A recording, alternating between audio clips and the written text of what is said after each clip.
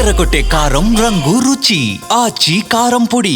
ప్రియుడి మోజులో పడి కట్టుకున్న భర్తకు విషం పెట్టిన భార్య, అనుమానంతో భార్య గొంతు కోసిన భర్త, చిన్న గొడవకే విడాకులు, ఆస్తి కోసం హత్యలు. ఈ మధ్యకాలంలో ఇలాంటి వార్తలు వింటున్నాం. ప్రేమ అంటే ఒక వ్యాపారం అయిపోయింది, బంధం అంటే ఒక బరువు అయిపోయింది.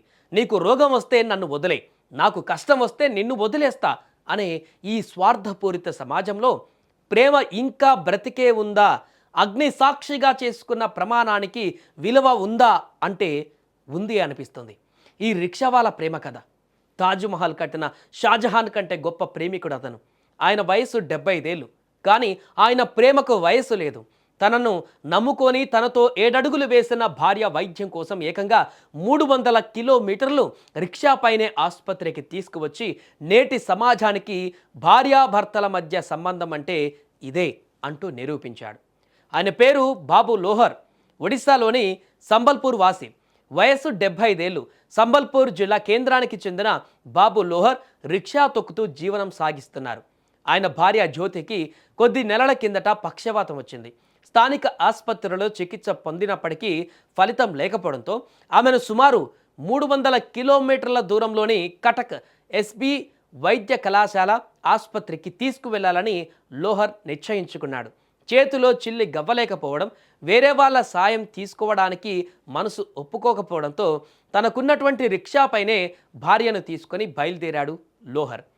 పగలంతా రిక్షా తొక్కుతూ రాత్రి వేళల్లో ఏదైనా దుకాణాల వరండాలలో లేదా చెట్ల కింద సేద తీరేవారు. వీరు దీనస్థితి గమనించి ఎవరైనా తిండి పెడితే తినేవారు. అలా కటక్ ఆసుపత్రికి చేరుకున్నారు. అక్కడ 2 నెలల చికిత్స అనంతరం జనవరి 19న జ్యోతిని డిశ్చార్జ్ చేశారు.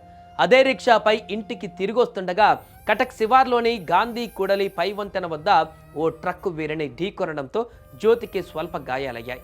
దీంతో దగ్గరలో ఉన్న సిహెచ్సిలో ఆమెకు చికిత్స అందించారు. వీరి దుస్థితి చూసి తంగి పోలీస్ స్టేషన్ పోలీస్ అధికారి వికాస్ శెట్టి 2 ఏసీ బస్సు టికెట్లను కొనుగోలు చేశారు. అయితే ఆత్మగౌరవంతో బతికేటువంటి లోహర్ ఆ సాయాన్ని సున్నితంగా తిరస్కరించి ఈ నెల 20న రిక్షాపైనే మళ్ళీ ప్రయాణం మొదలుపెట్టాడు లోహర్. తన జీవితంలో నాకంటూ ఇద్దరే ఉన్నారు, ఒకరు నా భార్య, మరొకరు రిక్షా అంటూ లోహర్ చెప్పిన మాటలు కన్నీళ్లు తెప్పిస్తున్నాయి. చూసారా లోహర్ గొప్పతనం?